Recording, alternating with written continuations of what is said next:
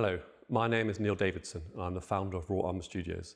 Welcome to another online drawing session. This session mimics the structure of a regular life drawing class. We'll show you one or more photographs on the screen and it's your job to draw what you see. We'll have an artist joining us, doing a demonstration and giving hints and tips. You can either follow their advice or do your own thing. It is entirely up to you. Once the session is finished, don't forget to post your work onto Instagram and hashtag it with #RawUmberLive. You can also download the reference photographs and watch this video again after the session is finished. So if the artist is going too fast for you, don't worry. You can watch the video now and then watch it again later on. Right, let's get started. Hello everyone and welcome to this latest raw umber portrait drawing. In this 1 hour pose, I will be working on white paper and I'm going to be working mostly in black pencil. Now it is useful to use some willow charcoal. I tend to sort of sand it into a bit of a point, like you can see here. For this, I tend to place it almost horizontal on my sandpaper pad. And I make sure I use even pressure with my finger very close to the point, which will prevent it from snapping. Now this opens up the grain, and this is very useful for big areas of tone.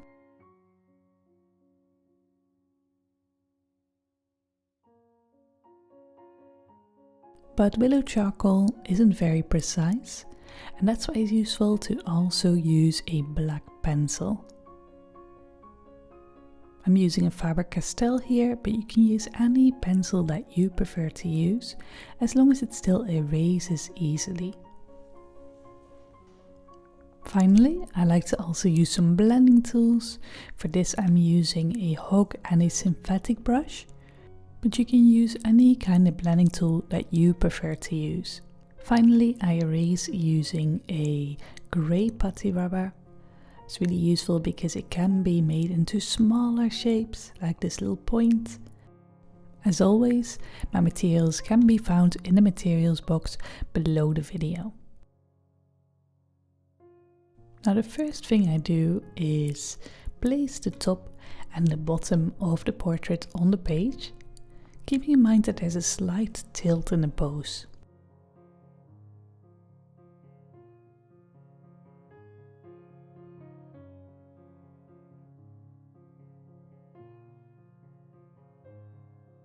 Note that I'm holding the pencil at the end, because if I'd use it like with a pencil or a pen, I would really grip it and this would result into dark lines. So instead try holding it at the end and holding it with a very light grip.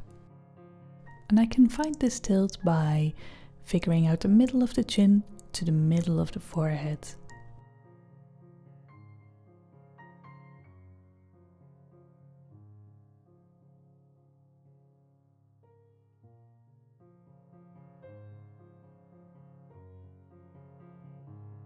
Next, I'm looking at the 3 thirds of the face.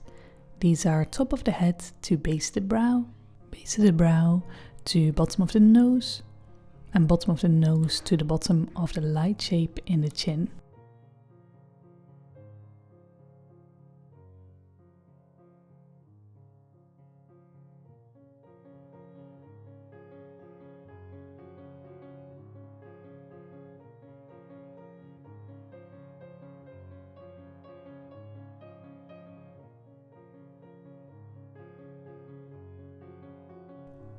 Note that these are all in the same direction that's perpendicular to that center line.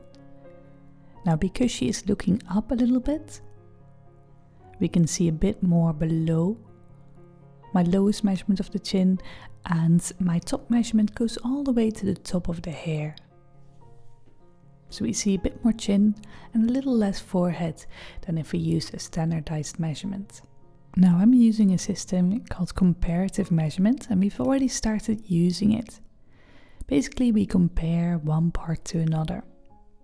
In this case I can take the bottom of the chin to the top of the brows, then turn my pencil and I've got the width of the face. So I'm basically just looking at which parts are equal to other parts.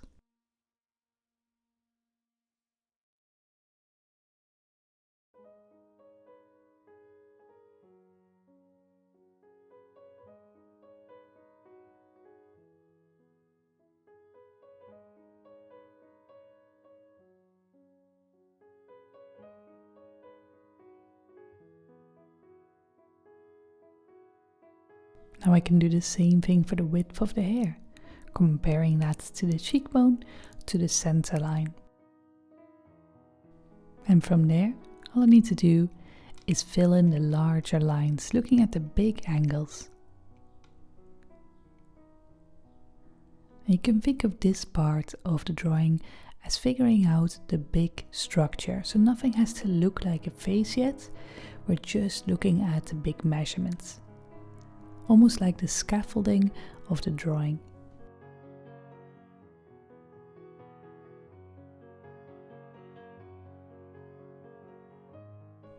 When looking at angles, I compare them to the vertical or the horizontal. In this case, I can see her neck is pointing roughly towards 11 o'clock. So feel free to spend a few moments just finding some more measurements, using straight lines, getting all of the big measurements there so you have that scaffolding ready for the next step. Now if you have any questions, feel free to let me know here in the comments if you're watching this live.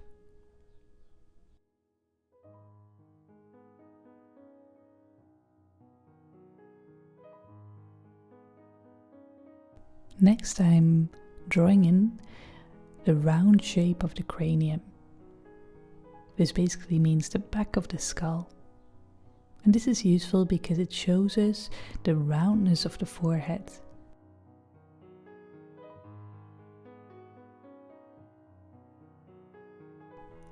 And we can see how the hair goes from the middle of that forehead and follows that roundness down to the side of the cheekbone.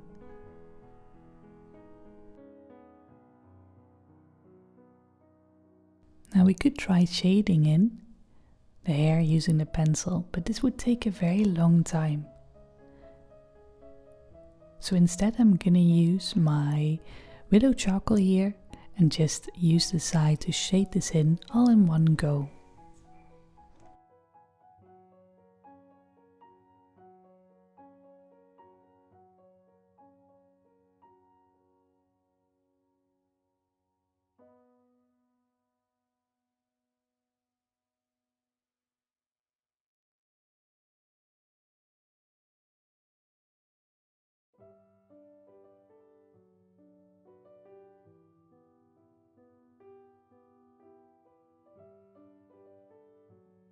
Now this may leave a bit of texture, and if you find this is the case, feel free to use a blending tool or your finger, as long as it's nice and clean, or maybe a piece of kitchen roll or tissue, so just flatten out those bits of texture that you see.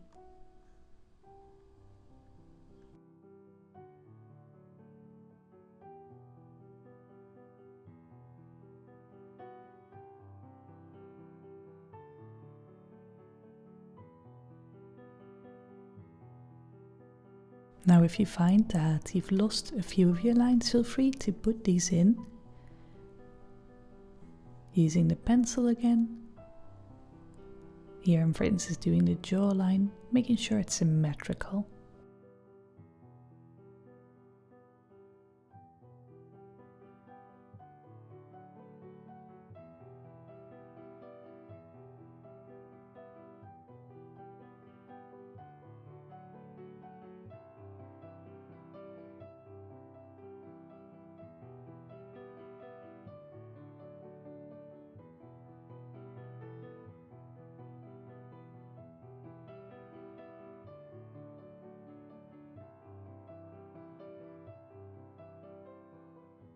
So let's start breaking this sort of scaffolding down a bit by adding in the main features.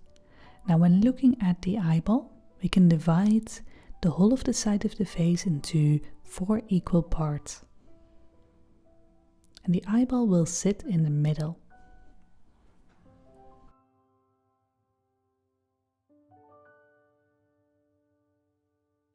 The inside of the brows starts right above that inside corner of the eye.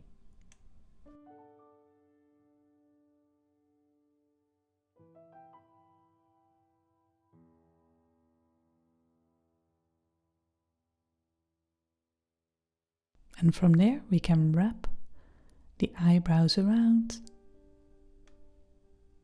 showing that they drop at the outer corner of the eye. Now the right hand side is a bit more foreshortened, so you'll see a steeper drop there.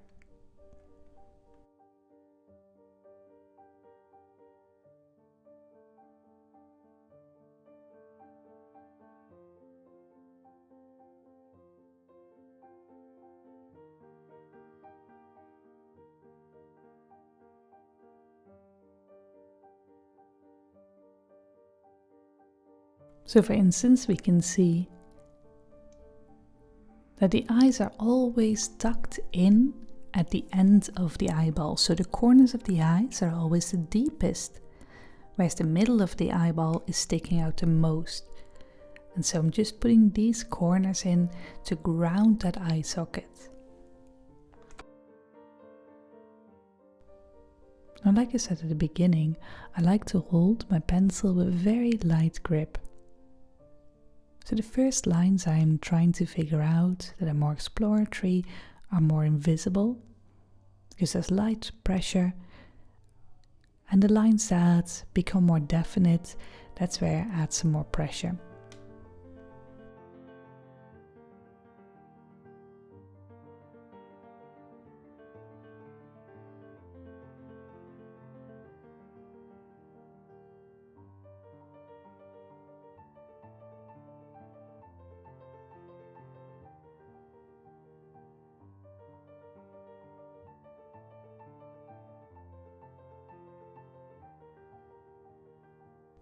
So apologies if it's a bit hard to see.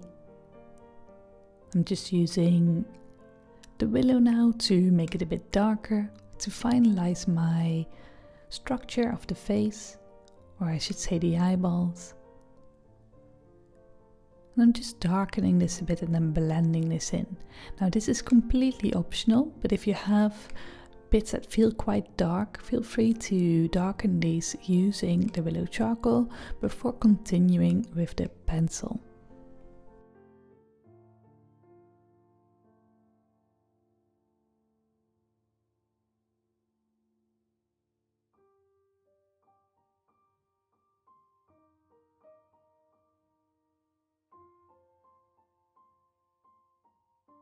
In the meantime, let's move on to the nose. And when we're simplifying the nose and looking for the structure of the nose, we can think of it as a wedge shape. Wider near the width of the nostrils, more narrow towards the point. So from the corners of the eyes I can find the sides of the nose. And then I can start finding that wedge shape, that triangle of the bottom of the nose.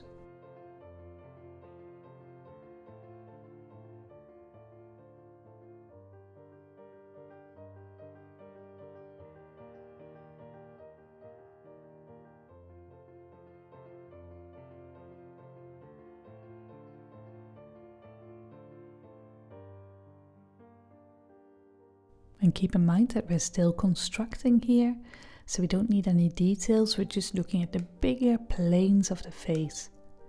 And again, I'm using a bit of charcoal here to make it a bit clearer. This is completely optional.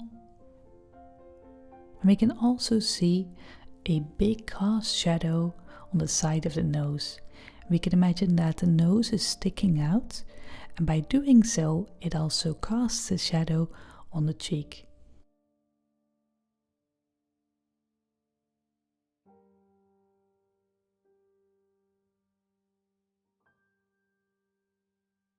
And this leaves a very distinct triangular light shape on the cheekbone. This is called the Rembrandt triangle. And just looking at that triangle and trying to copy it as close as we can really help figure out the side of the cheekbone as well as the bottom of the nose and the bottom of the eye socket.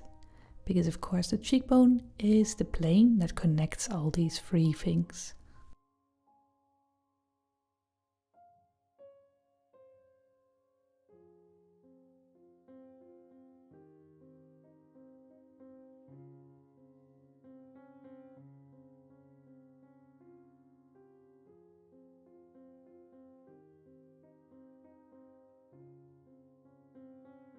Now symmetry of course is very important when we're constructing the face. And so if I look at the other side, if you follow the highlights, we can see the shape of that cheekbone going down towards the chin.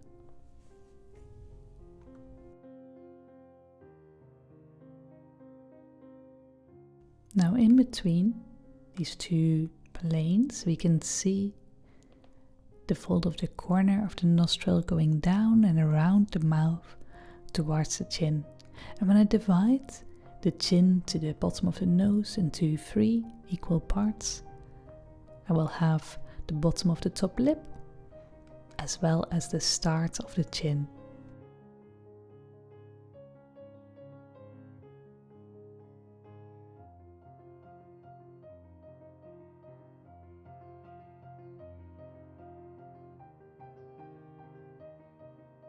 From there I can find the 2 corners of the mouth that line up roughly with the middle of the eye.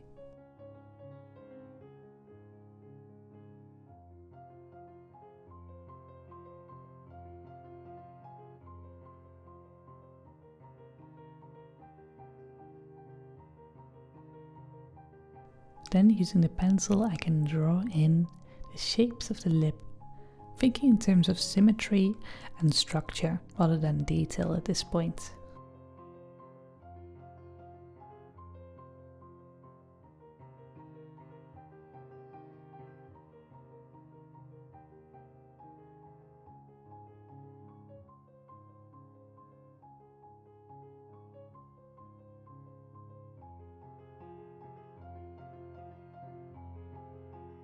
Keep in mind that the lower lip should always be a bit narrower than the top lip, and the corners of the mouth stick out a bit more.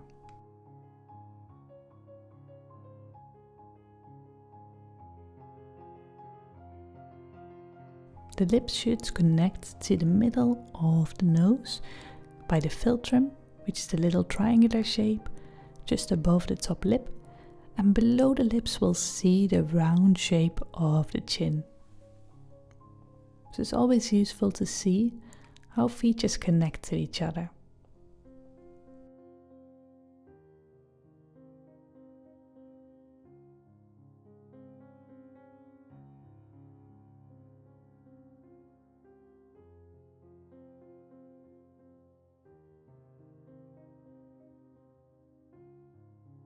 Now you may notice that the lips look a bit flat, and the reason for that is that they have not been shaded in yet. Now when shading, all we're doing is telling the viewer which planes are going down and which planes are going up, much like we did with the nose. So when I'm drawing, for instance, the wedge of the nose, like I said, we can imagine that shape sticking out and therefore casting a shadow onto the plane below it. And this is called a cast shadow.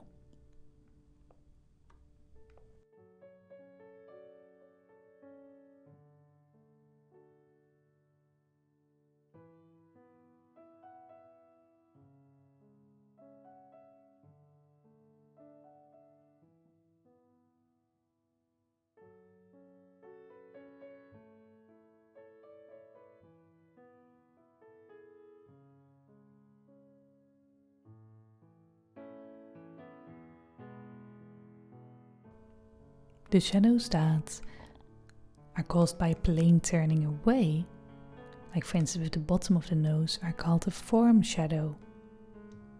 So for instance with the lips, we can see that the top lip is turning down and therefore should be in shadow, whereas the bottom lip is turning upwards and therefore should be in light. And these are both form shadows.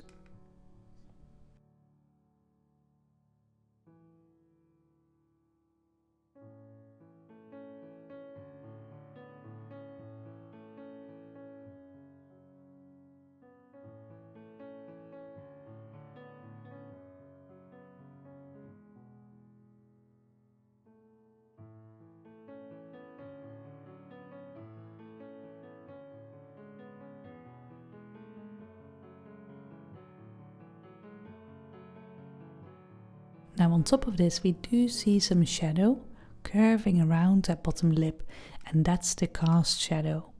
That's being cast by that top lip above it.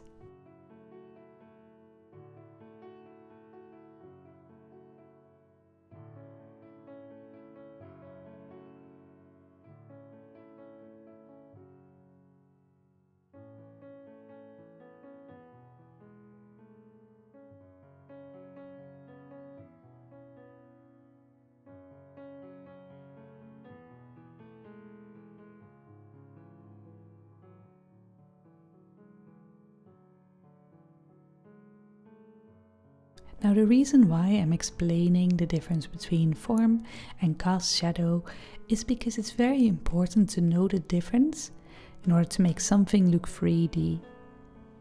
Now at the moment we've really only got the structure of the face, as well as the main shadow and the main light shapes. And now, in the latter half of the video, we can start looking at the difference between these two shadows and how it interacts with the forms on the drawing.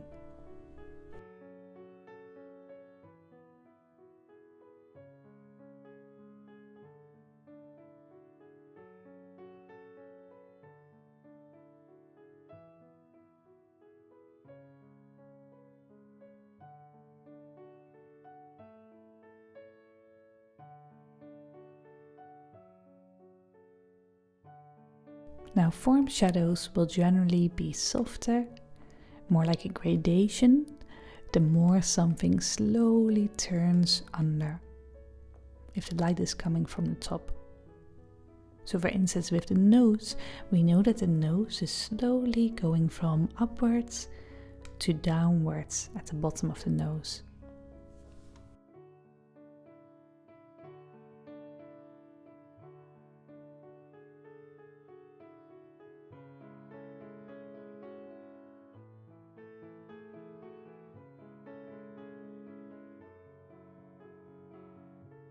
So I can either draw in a gradation using my pencil, or I can use my blending tool to create a nice gradation.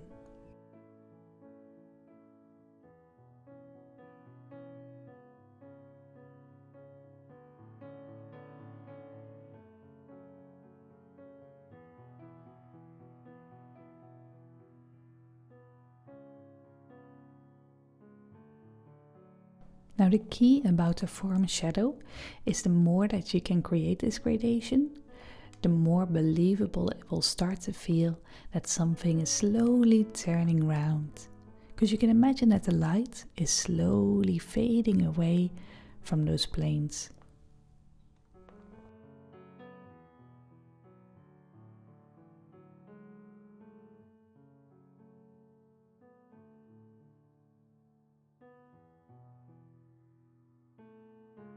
So now I've got this gradation, I can just quickly sketch some of the smaller planes on top, mostly the bridge of the nose as well as the tip. And this will be my guide for my highlight, because the light is coming from the top left, and we know this because the cast shadows are all going to the bottom right. And this means that the highlights will also sit on the top left. So for instance, looking at the tip of the nose now, we place the highlight on the top left. This indicates to the viewer that this part is going upwards towards the light.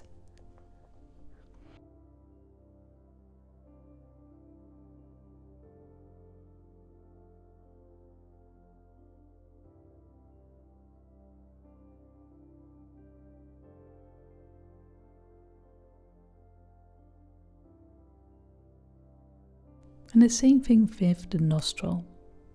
Highlight on the top left, gradation going all the way to the shadow towards the bottom right.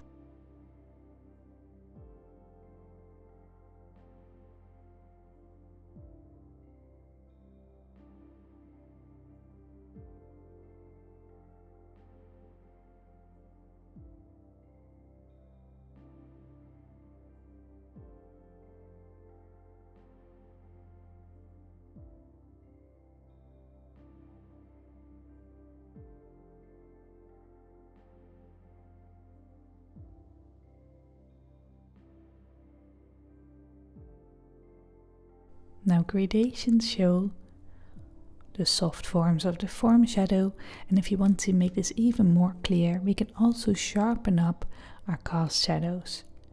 And I'm doing this simply by adding a line at the very end of the cast shadows. This sharpens them up and makes the form shadows seem even more soft by comparison.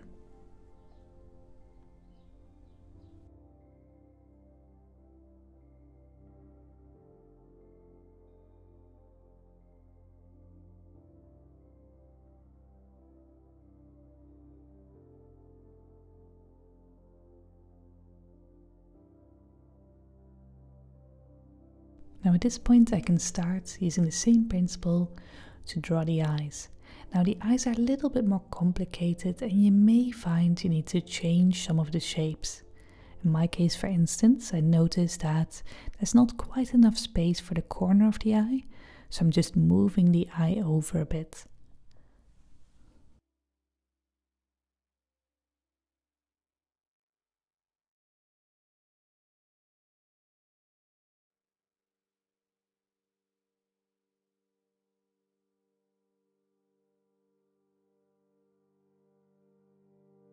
Next, I'm trying to find all of the cast shadows and the form shadows.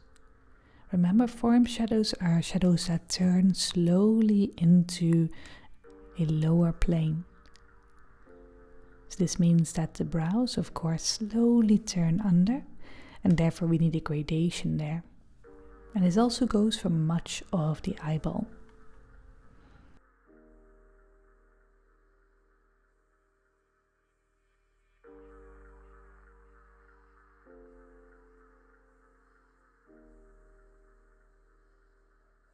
Now once I've got these nice softs, I can start placing my iris as well as the top lid. I'm trying to imagine the way it sits and wraps around the eyeball.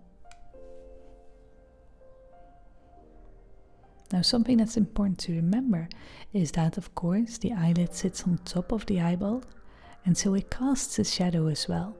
And that's why you always see a bit of shadow at the top of the white of the eye.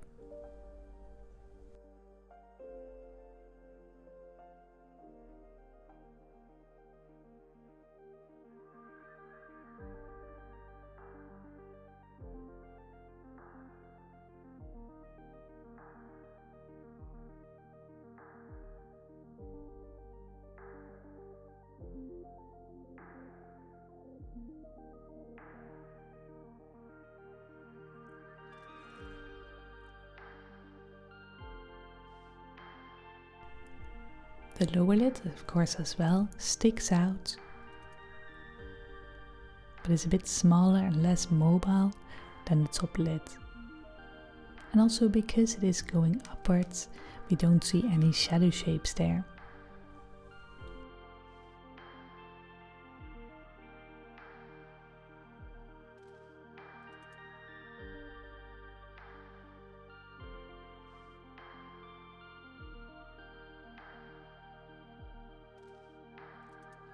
Instead, I like to draw in the lower lid using the light shapes.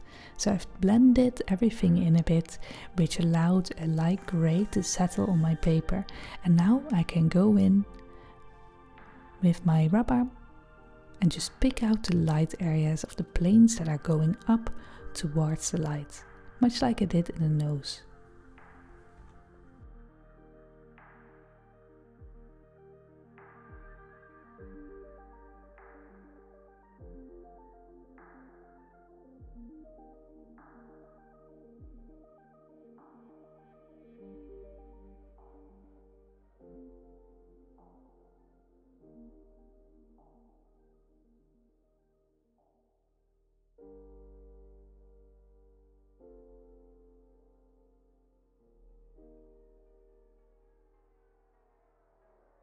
If you want, you can also add extra darkness for the eyelashes and the way that they stick out a bit further than the eye. But I also find it really useful to actually lose some of the shadows into each other. Too many lines gives the impression of a drawn picture, and we're trying to create an impression of a 3D object, or in this case, a 3D portrait. So the more I can lose the lines and the shadows, the more realistic the picture will seem to be.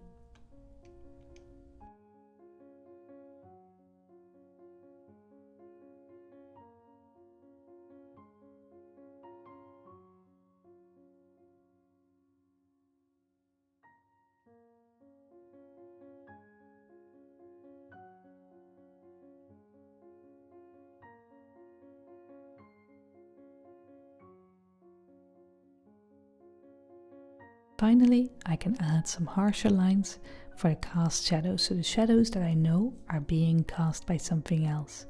For instance, I can see one on the cheekbone, which is caused by the eyeball sticking out and casting a shadow there.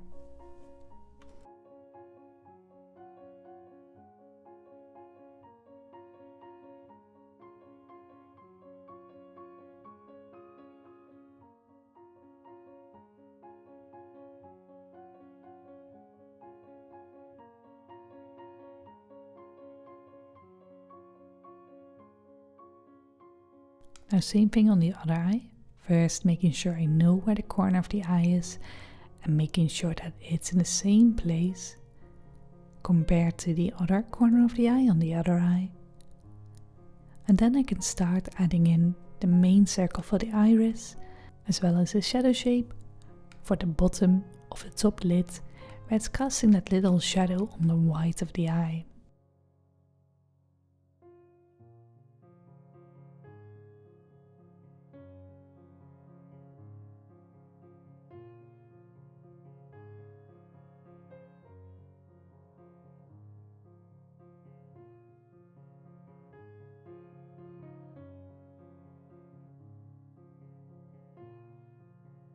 And now I've got these main structural points. I can use the willow charcoal again to just sort of shade this in and add some lost edges or some blended edges to this mix.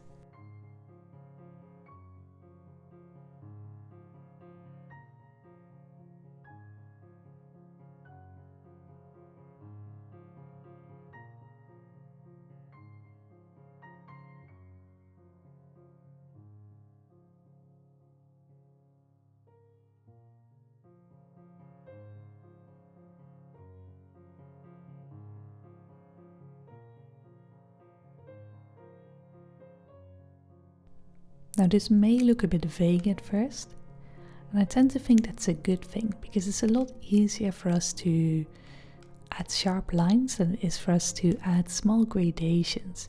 So I tend to be a bit more heavy on the softness than I am on the sharpness until the end of the drawing, where I really pull out those sharp edges.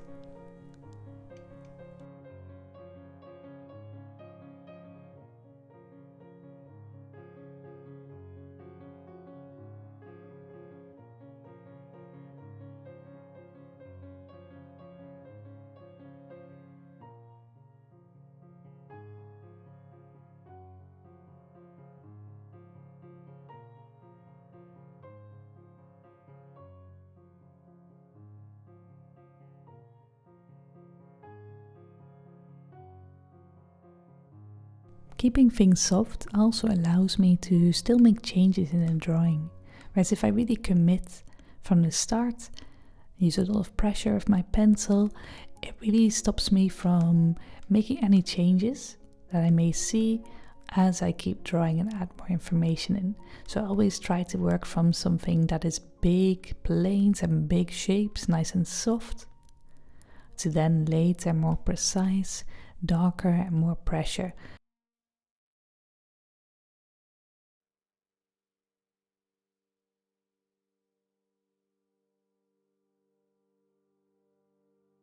So for the next few minutes I'm gonna do the same thing at the lip and the chin area, just finding some of these softer edges.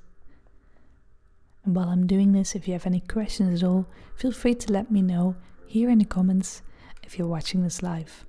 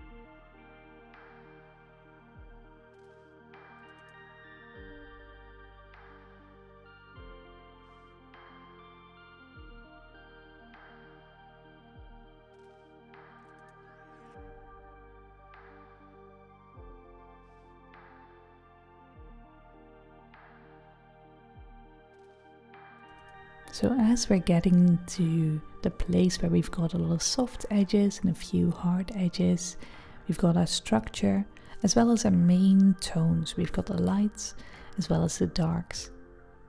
Now at this point we've got all of the basics of the drawing in, and we can start venturing out and making a drawing a bit more our drawing. We can get a bit more creative.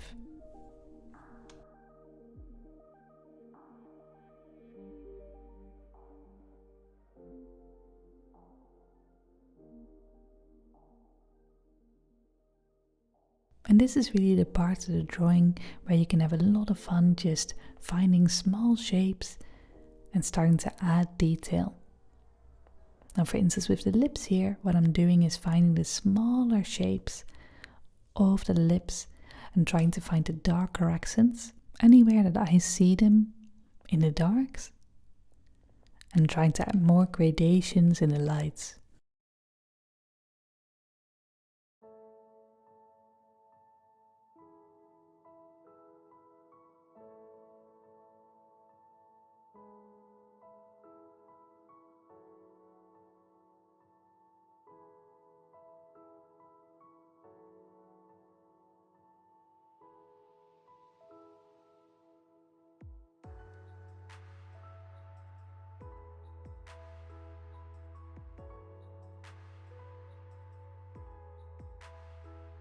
Now it's good to note here that even though you may see darker accents in the lights as well, it's a good thing to stay away from that.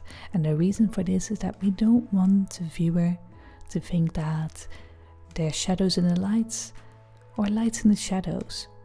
So it's a good idea to keep the two separate tonally.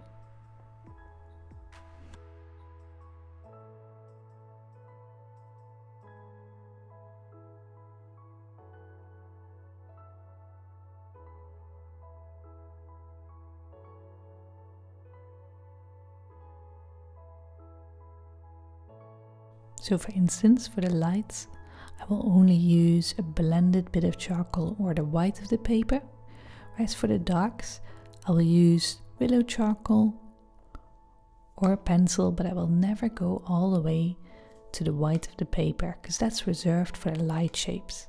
And that way I can keep them nice and separate and not confuse the viewer.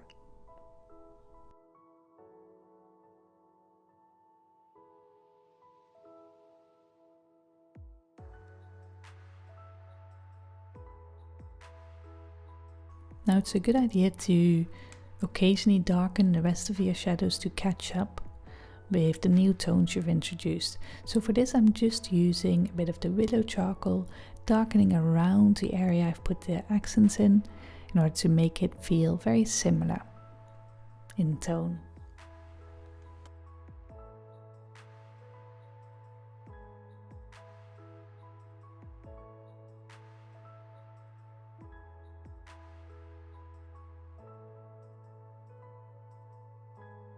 Now doing this is completely optional, but I do find that losing those dark edges into each other and unifying the shadows can be a way to make the viewer look at the areas that you want them to look at and steer their eye away from the areas you don't want them to look at. And this is called focal point.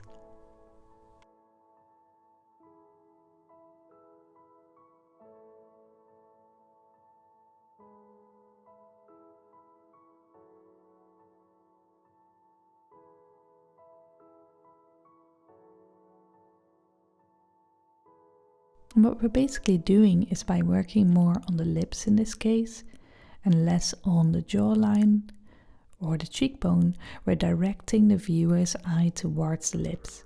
And this is a really nice way to guide the viewer's eye throughout your picture, rather than just blindly copying the information we see because we see it on the picture.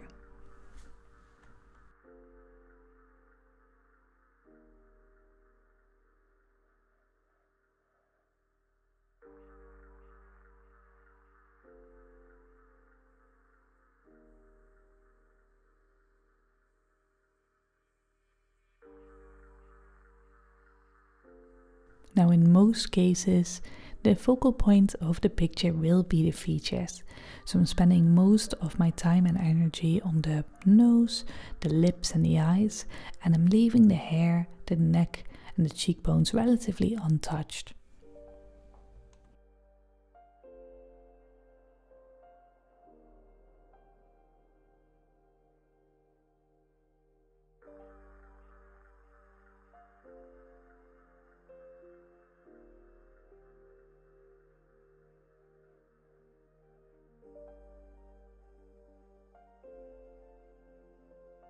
Now with the nostrils, you may want to add really dark patches because they are very dark.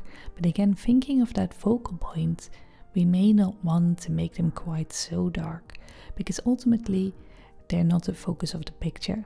So while I do put them in, I try and keep it relatively subtle. And even let it fade completely as we get towards the shadow side.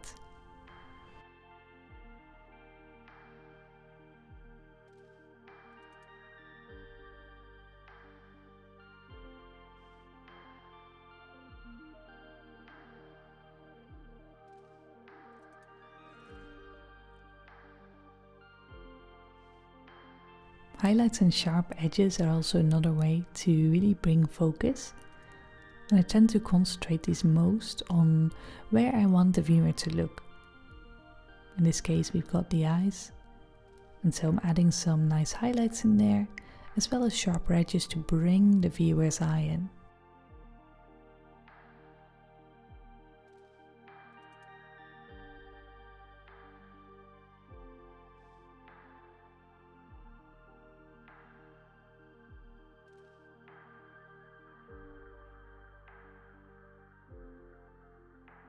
Note that I've not really added any detail in the way that we think about detail. I've not added much more information. I've just added some more contrast and a few smaller shapes, and this is enough to suggest the eye. So often we think that adding in more information will make a better picture, but it's actually how we put the information in that really makes a difference.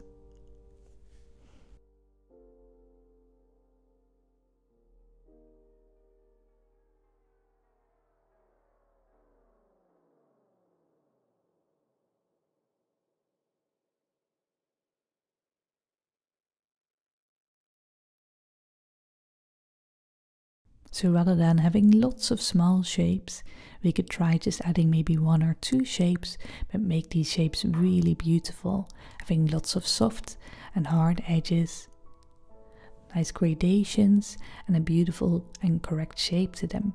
And that will ultimately get us further than just adding lots and lots of shapes.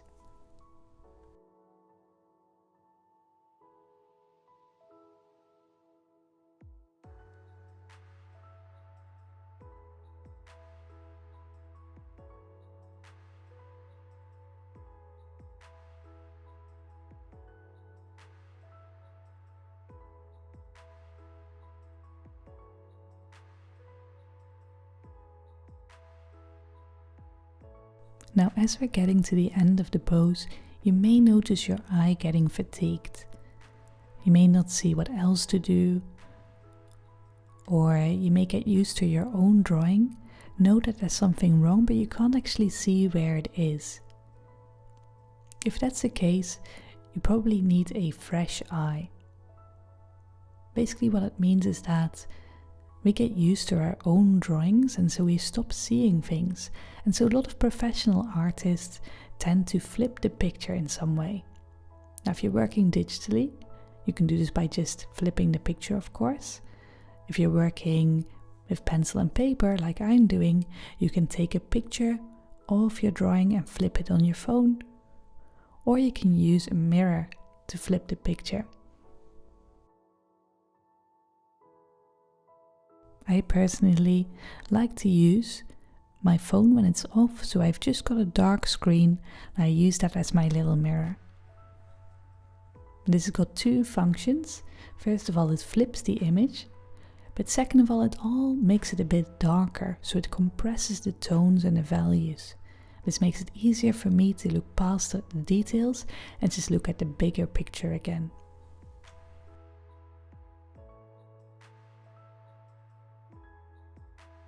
And doing this allows you to see the picture with a fresh eye and often lets you see mistakes that completely eluded you before.